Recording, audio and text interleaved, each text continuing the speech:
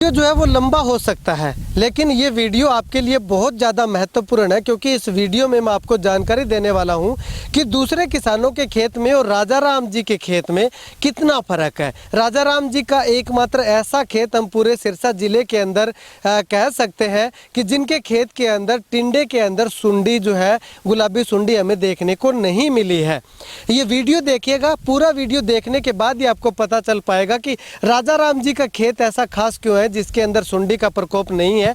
बाकी पूरे सिरसा जिला के किसान जो है वो गुलाबी सुंडी के प्रकोप से लगातार जो है वो प्रताड़ित हो रहे हैं। वीडियो शेयर भी कीजिएगा, पूरा वीडियो देखिएगा भी, क्योंकि लंबा है और जानकारी भरा वीडियो है। अंत में आप अपना कमेंट में जो है अपनी राय जरूर दीजिएगा।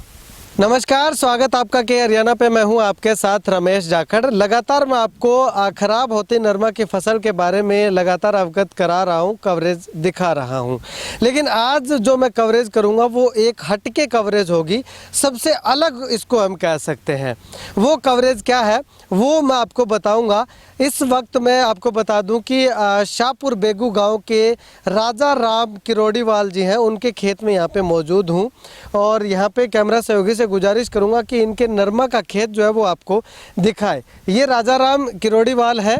खेत दिखाने से पहले इनके बारे में थोड़ा सा मैं बता दूं कि ये क्या है।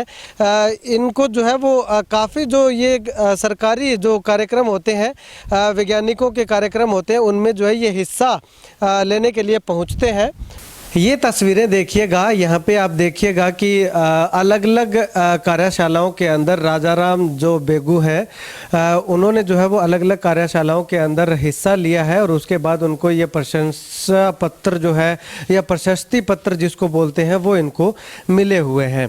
ये हर जगह पे आप देखिएगा, जहाँ पे भी आपकी नज़र जाती है, इस कमरे के अंदर, इस अलमारी के अंदर जो है ये इनका जो प्रशस्ति पत्र है वो मिले हुए हैं। यहाँ पे इनकी ये देखिएगा बहू रानी, नीचे मैं आपको दिखाना चाहूँगा, मंजू देवी, जो कि एक प्रगतिशील किसानों की श्रेणी में आती हैं, तो उनको यहाँ पे एक प्रशस्ति पत्र जो है वो दिया जा रहा है। ने जो ये तस्वीरें दिखाई, उस तस्वीरों में जो अलग अलग प्रशस्ति पत्र जो है वो ये हासिल किए हुए हैं। अब इनके बारे में मैंने आपको बता दिया कि ये काफ़ी अग्रेसिव किसान है, एक्टिव किसान है और लगातार जो है वो फसलों से जुड़ी जानकारी जो है वो लेते रहते हैं डॉक्टरों से, वैज्ञानिकों से। अब इसके अलावा यहाँ पे मैं इनका खेत दिखाना चाहूँगा। ये नरमा की फसल इनकी खड़ी हुई है, काफ़ी अच्छी लहलहा रही है। दूसरी फसलें मैंने आपको दिखाई, उन फसलों में क्या था कि जिस भी टिंडे को हम तोड़ते, 10 टिंडे अगर हमने तोड़े हैं तो उनमें 7 या 8 टिंडों के अंदर सुंडी हमें देखने को मिली है। ठीक उसी प्रकार से ये फसल हमें देखने को मिल रही है। जो मैंने आपको फसलें दिखाई वो मैंने बताया भी था कि देखने के हिसाब से ये लग रहा था कि वो 15 से 20 क्विंटल प्रति एकड़ के हिसाब से जो है वो फसल निकलेगी, लेकिन जैसे ही टिंडा तोड़ते हैं तो उसमें जो है वो 5-7 क्विंटल प्रति एकड़ के हिसाब से आकर के वो रुक जाती है। अब राजा राम जी से मैं गुजारिश करूंगा, इनके खेत में हम लाइव ये जो है टेस्ट करेंगे कि किस प्रकार से इनके खेत में भी उसी तरह से सुंडी है या नहीं है। क्योंकि यहाँ पे आने का मेरा मकसद क्या है, मैंने इससे पहले आपको एक वीडियो दिखाया था जिसमें मैंने आपको बताया था कि राजा राम जी जो है वो खुद अपना बीज तैयार करके और बीजते हैं, बिजाई करते हैं। तो अब एक चर्चा चल रही है कि लगातार नकली बीज आ गया है। तो नकली बीज ठीक है, मार्केट में आ सकता है, लेकिन इनके यहाँ पे क्या नकली बीज आया होगा, क्योंकि इन्होंने खुद ने तैयार करके बीजा है। ये दोनों के बीच में डिफरेंस पता करने के लिए आज मैं यहाँ पे पहुँचा हूँ। अगर इनके टिंडे के अंदर सुंडी नहीं है फिर हम कह सकते हैं कि मार्केट में नकली बीज आया है। अगर इनके टिंडे के अंदर भी अगर सुंडी है तो हम कह सकते हैं कि मार्केट में नकली बीज नहीं आया है और ये जो बीमारी जो है, सुंडियों का प्रकोप जो है वो इस बार ज़्यादा हो गया। चलिए अब टेस्ट करते हैं। राजा राम जी, कोई भी यहाँ से 2-3 टिंडे तोड़िएगा। आपके सामने टिंडे तोड़ूंगा मैं यहाँ पे, जिस प्रकार से पीछे मैंने आपको खेत से टिंडे तोड़ करके दिखाए थे। 1-2 यहाँ से तोड़ लीजिएगा। हाँ, टिंडे तोड़ लो, जैसे आप कहोगे वैसे तोड़। हाँ, ये टिंडा तोड़ लिया। 1-2 उधर से तोड़िएगा और कैमरा के सामने आप तोड़िएगा, कैमरा में दिखा करके कि हाँ हम लाइव टिंडे जो है वो तोड़ रहे हैं। ये देखिएगा, ये बिल्कुल लगा हुआ टिंडा है और इसको हमें तोड़ रहे हैं। तोड़िए, हाँ 1-2 और तोड़ लीजिएगा, अलग अलग पौधों से तोड़िएगा। हम आपको यहाँ पे 5-6 टिंडे तोड़ करके दिखाएंगे अलग अलग जगह से। राजा राम जी खुद जो है वो टिंडा तोड़ रहे हैं।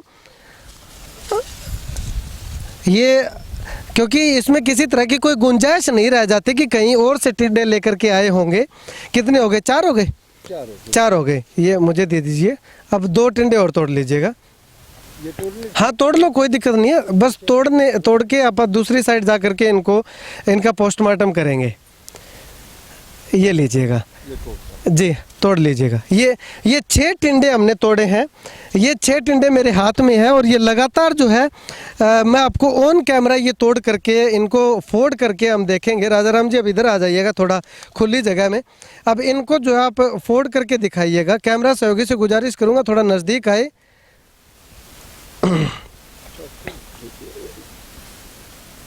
ये ऐसे नहीं टूटेंगे, इनको पैर के नीचे दबाना पड़ेगा। टूट गया? हाँ, ये टूट गया। हाँ, ये देखिएगा, ये लगातार कट नहीं लगाएगा, इसके अंदर कट नहीं लगेगा। ये लगातार हम आपको दिखाएंगे। ये देखिएगा, थोड़ा जूम करके दिखाइएगा, बिल्कुल नज़दीक से इसमें दिखाइएगा कि ये जो अंदर रुई जो है वो रुई जो है बिल्कुल साफ दिखाई दे रही है। इसके अंदर किसी तरह की भी कोई सुंडी की शिकायत नहीं है, यानी कि इनका खुद का बीज तैयार किया हुआ है और एक के अंदर जो है वो सुंडी नहीं है। दूसरा देखिएगा, दूसरा दिखाते हैं हम आपको। हाँ दिखाइएगा, ऐसे ही दिखा दीजिएगा, कोई दिक्कत नहीं है। ये देखिएगा, ये दूसरे टिंडे के अंदर भी किसी तरह से कोई सुंडी जो है हमें दिखाई नहीं दी है। बिल्कुल वाइट क्लीन क्लियर इसके अंदर जो कॉटन है वो हमें दिखाई दे रही है। 2 टिंडे तोड़ दिए हैं, तीसरा और तोड़ के हम देखते हैं। ये तीसरा टिंडा जो है मैं खुद तोड़ करके ट्राई करके देखता हूँ। ये तीसरा टिंडा, इसको थोड़ा सा, क्योंकि ये सख्त बहुत ज़्यादा है और अगर कोई यहाँ पे आ करके देखना चाहता है, खेत को विजिट करना चाहता है, तो खेत विजिट भी जो है वो कर सकता है। ये तीसरा टिंडा इन्होंने तोड़ लिया है। इसको खोलिएगा एक बार। कैमरा सहयोगी से गुजारिश करूँगा कि आपको दिखाए। ये तीसरा टिंडा भी देखिएगा, ये देखिएगा, तीसरा टिंडा भी बिल्कुल नीट क्लियर एंड क्लीन। ये देखिएगा, किसी तरह की कोई सुंडी इस टिंडे के अंदर नहीं दिखाई दी है। यानी कि 3 टिंडे हमने तोड़ दिए हैं, तीनों में से किसी भी टिंडे के अंदर कोई सुंडी दिखाई नहीं दी। अब चौथा टिंडा मेरे हाथ में है, ये मैंने तोड़ा है। ये देखिएगा, चौथे टिंडे के अब इस टिंडे का अलग अलग पार्ट मैं आपको दिखाऊंगा। कहीं आप ये मत कह दीजिएगा कि अलग अलग पार्ट नहीं दिखाए। ये टिंडा देखिएगा, इस टिंडे के अंदर कहीं पे भी आपको सुंडी नज़र नहीं आ रही। ये इसका अलग इस तरफ का पार्ट देखिएगा, इसमें भी किसी तरह से कोई सुंडी जो है वो नज़र नहीं आ रही है। और ये पार्ट देखिएगा, इसके अंदर भी जो है वो किसी तरह से कोई सुंडी नज़र नहीं आ रही है। ये पार्ट देखिएगा, यहाँ पे भी कोई सुंडी जो है वो नज़र नहीं आ रही है। 4 टिंडे हमने तोड़ लिए हैं, 2 टिंडे और बचे हैं। असल तो रुझान आपको पता चल ही गया होगा कि 4 टिंडे तोड़ने में, अगर हम दूसरे खेतों से 4 टिंडे तोड़ते हैं तो उनमें रुझान जो है वो किस तरह का आता है। ये 5वां टिंडा देखिएगा। राजा राम जी खोल के दिखाइएगा इसको पूरा, सभी के सामने इसको खोलिएगा कि हाँ किस प्रकार से। कैमरा सहयोगी से गुजारिश करूँगा कि बिल्कुल इसको नीट एंड क्लियर तरीके से दिखाए। ये देखिएगा, ये 5वां टिंडा है और ये 6वां टिंडा है मेरे हाथ में। ये 6वां टिंडा देखिएगा आप। तो ये देखिएगा, 6 टिंडे जो है वो हमने तोड़े हैं राजा राम जी के खेत से। 6 में से एक भी टिंडे में गुलाबी सुंडी हमें नहीं दिखाई दी। अब मैं पूरे खेत में जा करके अलग अलग से तो तोड़ नहीं सकता क्योंकि वीडियो बहुत लंबा बन जाएगा। अगर आप यहाँ पे आकर के देखना चाहते हैं तो यहाँ पे आकर के देख सकते हैं। आपको जहाँ मर्जी से आप चाहें कि हमें यहाँ से टिंडा तोड़ करके इसमें सुंडी चेक करनी है तो आप चेक कर सकते हैं। राजा राम जी मेरे साथ मौजूद हैं, जो दूसरे खेतों के अंदर सुंडी आई है, गुलाबी सुंडी आई है, उनके बारे में भी जानेंगे। राजा राम जी, आपने अपना खुद का बीज तैयार किया हुआ है ये? सबसे पहले तो मैं आपका कि हरियाणा की जो टीम है मैं इसका स्वागत करता हूँ, ताकि ये किसानों तक मतलब कि एक जो है किसान की आवाज़ जो है किसान तक, या नेता की आवाज़ जो है किसान तक पहुँचा देती है जी। तो सर आपने बात कर रहे हो कि इस मेरे फील्ड की, आप देखने लग रहे हो कि गुलाबी सुंडी आपको नहीं मिली। जी जी जी।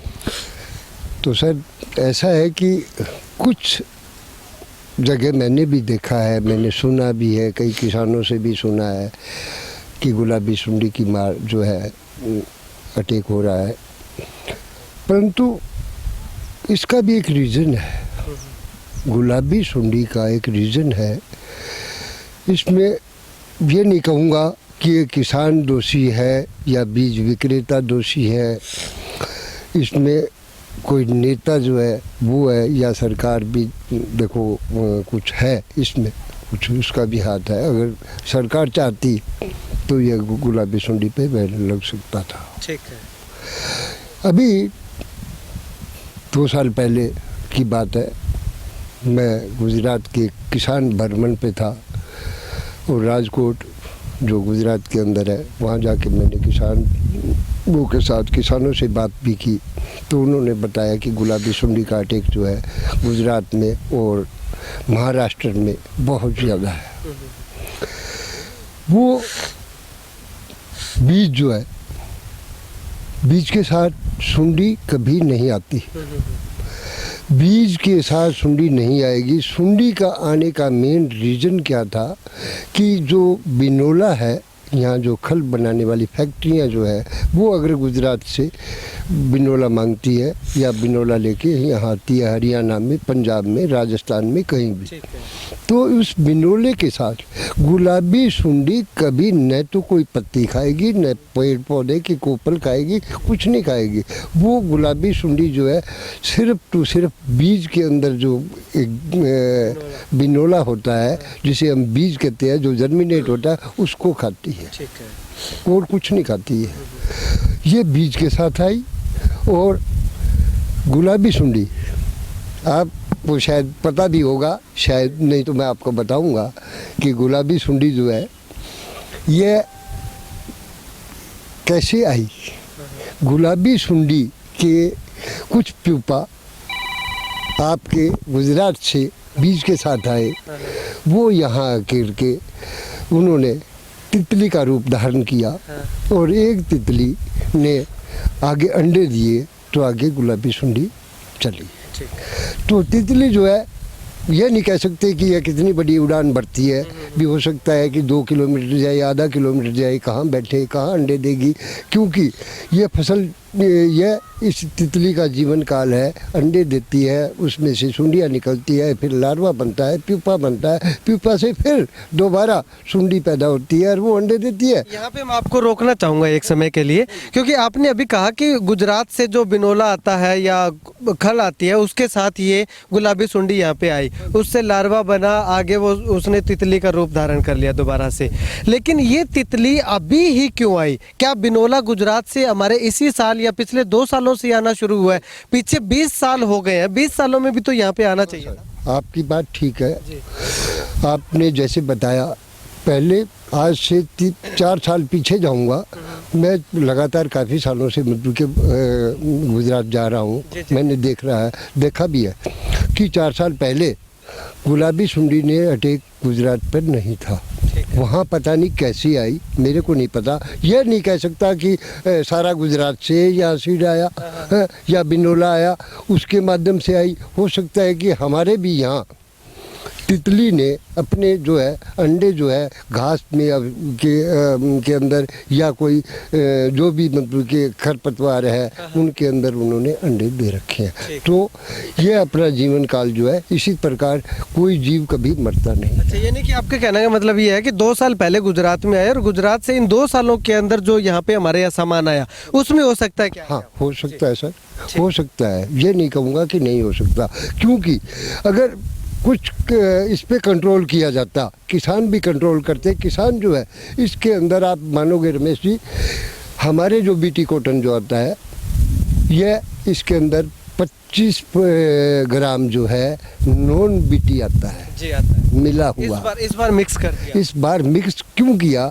इनका मिक्स करने का रीज़न ये था कि किसान ने रिफ्यूजिया लगाने से इनकार कर दिया था। तो अगर बीटी के अंदर जो कीड़ा आएगा, अगर उसको खा करके वो फिर भी जिंदा रहा तो उसकी आने वाली जनरेशन जो है उसको कैसे मारेंगे हम? इसलिए रिफ्यूजिया आ रहा था।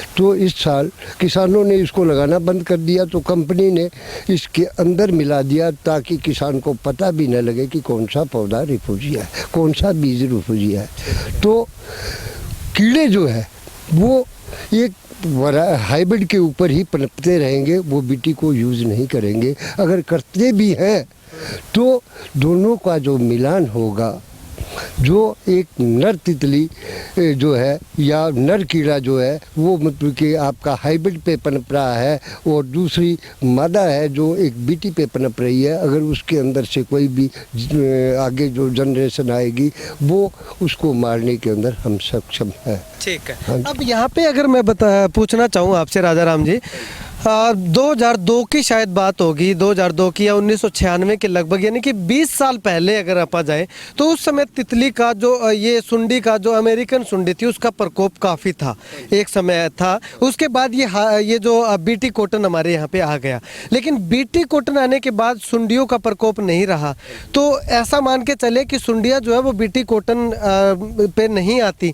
तो इस बार ये सुंडी जो गुलाबी सुंडी ये बीटी कॉटन पे क्यों आई है? या बीज नकली है या फिर सुंडियाँ जो है वो हाइब्रिड हो चुकी हैं? हाँ, यह रमेश जी आपकी बात बिल्कुल बहुत अच्छी है। आपने जैसे कि बताया, मैंने आपको पहले भी बताया है कि कुछ जो है जीव जो है जो सुंडियाँ हैं वो देसी जो रिफ्यूजिया आ रहा है उसके अंदर पनप रही थी, और कुछ जो है जो हमारे बीटी के अंदर था, उनका दोनों के मिलान के अंदर से जो मतलब के हमने रिफ्यूजिया निकाल दिया, और उसकी मादा भी बीटी के अंदर थी और उसका नट पार्ट भी बीटी के अंदर था। तो उसके अंदर से जो जनरेशन आई उसको मारने के लिए किसान के पास कोई हथियार नहीं।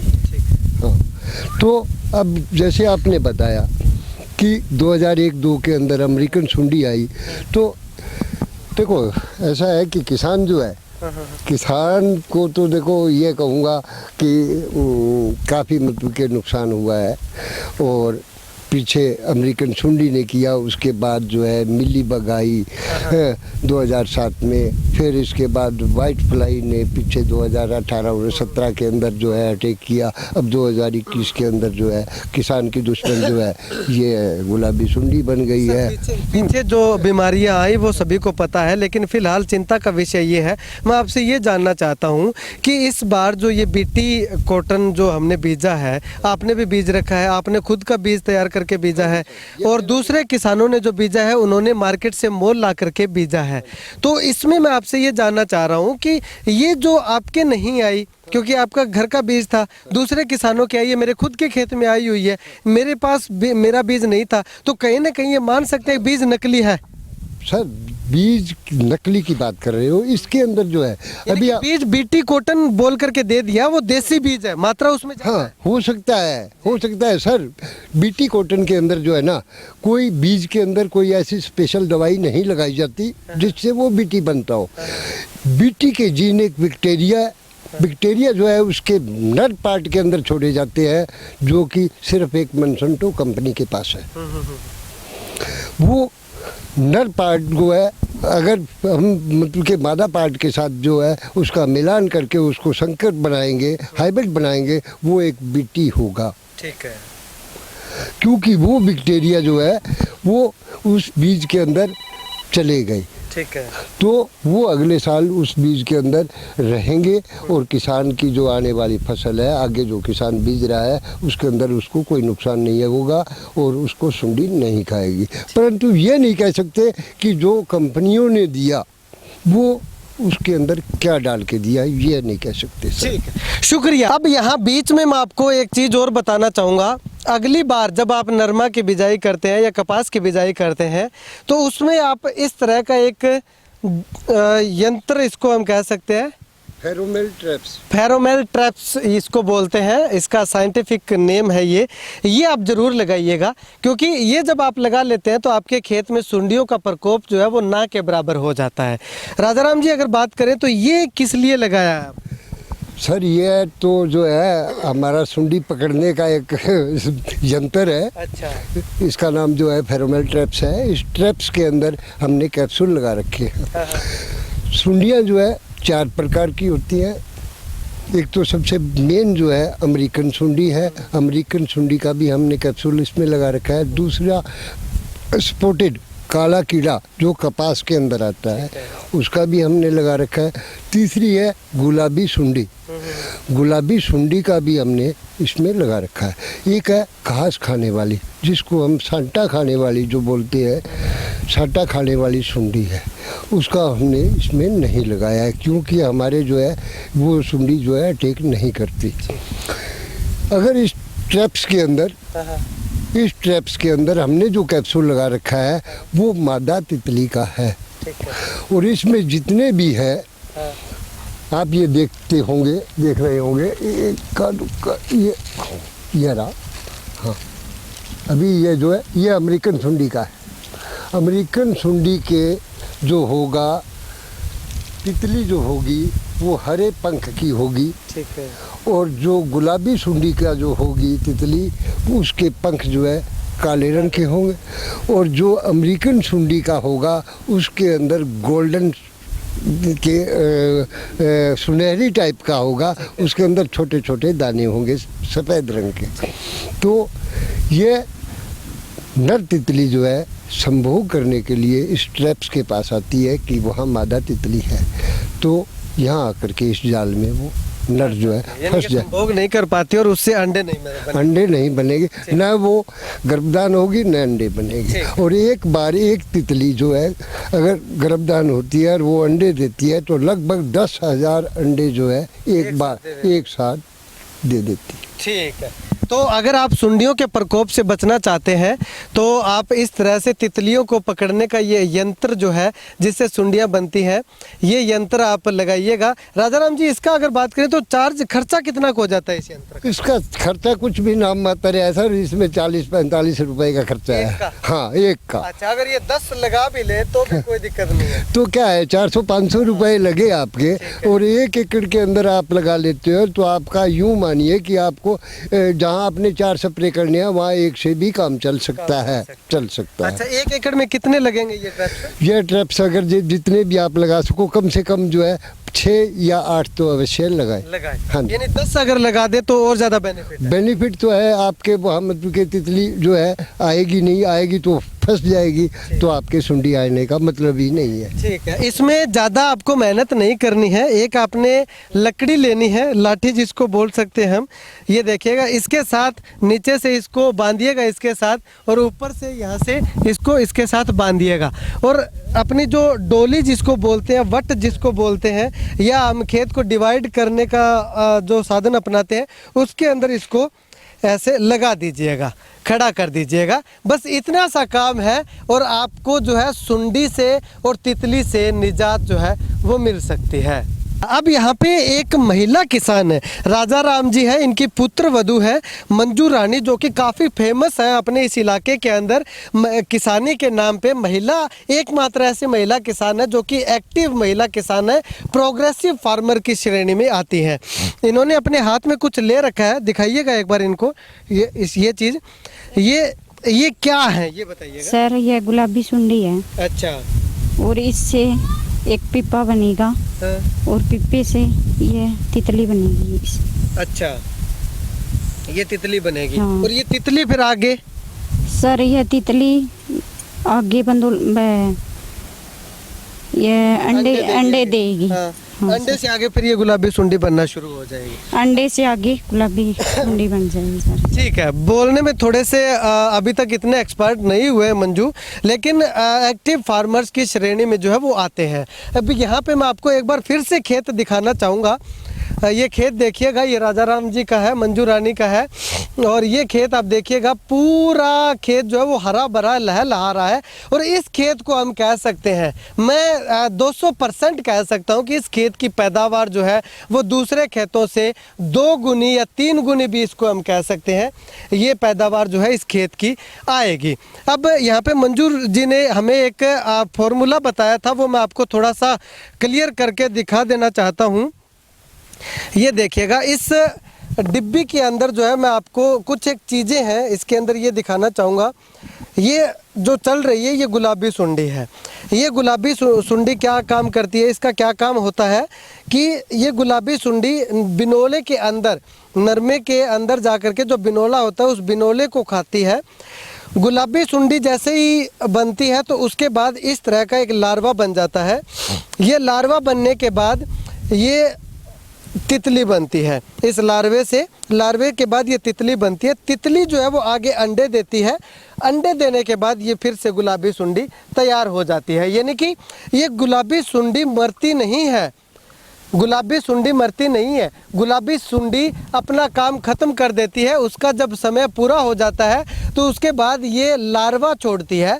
जैसे सांप के ऊपर से कैंचुली जो आती है, वो कैंचुली उतरने के बाद वो सांप दोबारा से तैयार हो जाता है। तो उसी प्रकार से ये गुलाबी सुंडी के ऊपर भी एक कैंचुली आ जाती है और उसके बाद वो कैंचुली उतरते ही ये तितली का रूप धारण कर लेती है। वो तितली न जाने उड़ान भर के कहाँ कहाँ जाती है, किस किस खेत में जाती है, वो वहाँ पे अपने अंडे छोड़ती है। अंडे छोड़ने के बाद ये गुलाबी सुंडी दोबारा से फिर रूप धारण कर लेती है और किसानों के अरमानों पे पानी फेर देती है।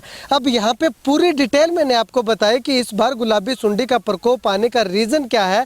एक तो नॉन बीटी को बीटी के अंदर मिक्स कर दिया गया। किसानों को ये भी पता नहीं है कि कौन सा बीटी है कौन सा नॉन बीटी है। अब अगर बात करें तो पूरे खेत के अंदर जा कर के देखते हैं तो वहाँ पे टिंडों के अंदर जो है वो गुलाबी सुंडी हमें देखने को मिल रही है। लेकिन यहाँ इस खेत के अंदर चैलेंज के साथ कह सकता हूँ, पूरे खेत में मैंने घूम करके देखा है, इस खेत के अंदर अगर आप 10 टिंडे तोड़ोगे तो उनमें से 2 टिंडे के अंदर भी जो है आपको गुलाबी सुंडी जो है वो नहीं दिखाई देगी, क्योंकि ये बीज इनका खुद का है, खुद ने तैयार किया हुआ है। और वो बीज जो मैंने खुद ने बीज रखा है, जो आप लोगों ने बीज रखा है, वो सरकारों ने मुहैया करवाया है, बीज कंपनियों ने मुहैया करवाया है, दुकानदारों ने मुहैया करवाया है। क्योंकि बीज कंपनी ने बीज बनाया, उसने आगे सरकार ने बीज कंपनी को लाइसेंस दिया, पैसे ले लिए, और उसके बाद बीज कंपनी ने बीज बनाया, आगे दुकानदारों को दिया, दुकानदारों से पैसे ले लिए, दुकानदारों ने हमें दिया, पैसे ले लिए। लेकिन हम अब बेचने की बारी आई, पैसे हमारे कमाने की बारी आई, तो इस गुलाबी सुंडी ने हमारे पैसे छीन लिए। तो ऐसे में कैसे किसान खुश रहेगा, कैसे किसान जो है वो खुशहाल रहेगा? इस वीडियो को लेकर के अपनी राय ज़रूर कमेंट में दीजिएगा और जितना ज़्यादा हो सकता है इस वीडियो को शेयर कीजिएगा, क्योंकि बहुत ज़्यादा मेहनत करके मैं यहाँ तक पहुँचा हूँ इस खेत तक, ताकि आपको दूध का दूध और पानी का पानी दिखा सकूं कि जो बीज हम लेकर के आए हैं और जो बीज खुद का तैयार करके जिस बीज से बिजाई की थी, इसमें दिन रात का क्या ज़मीन आसमान का फ़र्क हम कह सकते हैं। खैर, आने वाले समय में सरकार इस पर क्या कुछ एक्शन लेती है, क्या इस पर जाँच करवाई जाती है, वो आने वाला वक्त बताएगा। लेकिन फ़िलहाल दोनों तस्वीरें मैंने आपके सामने ला करके रख दिया। दूध का दूध, पानी का पानी मेरे हिसाब से मैंने कर दिया है। आपको क्या लगता है कमेंट करके ज़रूर बताइएगा। कैमरा सहयोगी मुकेश कुदारा के साथ रमेश जाखड़ के हरियाणा। एक तो ये खेत है, ये खेत राजा राम जी का है, और इसके दूसरी तरफ हम आपको दिखाना चाहूँ, इस कपास के दूसरी तरफ भी एक खेत है, वो भी राजा राम जी का ही है। दोनों खेत में फ़र्क क्या है कि इस खेत के अंदर बीज जो है वो कंपनी से ला करके, कंपनी का बीज दुकान से ला करके या कंपनी ने खुद आ करके इनको भिजवाया है। और उस खेत की अगर बात करूं तो उस खेत में बीज राजा राम जी ने खुद अपने घर का तैयार करके बीजा है। दोनों में फ़र्क क्या है अगर इस खेत की बात करूं तो इस खेत के अंदर जो टिंडे लगे हुए हैं नरमे के, उनमें से 6 में से 3 टिंडे जो है वो सुंडी से ग्रसित है, गुलाबी सुंडी ने खा रखा है। अगर उस खेत की बात करूं जिसमें राजा राम जी ने बीज अपना घर का बीजा हुआ है, खुद बना करके खुद बीज तैयार करके बीजा हुआ है, उसमें से 6 टिंडे में से एक भी टिंडे के अंदर गुलाबी सुंडी देखने को नहीं मिली है। तो इस खेत में और उस खेत में फर्क जो है वो सिर्फ इतना है कि ये कंपनी के बीज से भिजवाया गया है और वो राजा राम जी के खुद के खेत से, खुद के बीज से खेत बीजा गया है। तो अब आप अंदाजा लगाइएगा कि कंपनी का बीज ज़्यादा फायदेमंद है या अपना खुद का तैयार किया हुआ बीज ज़्यादा फायदेमंद है।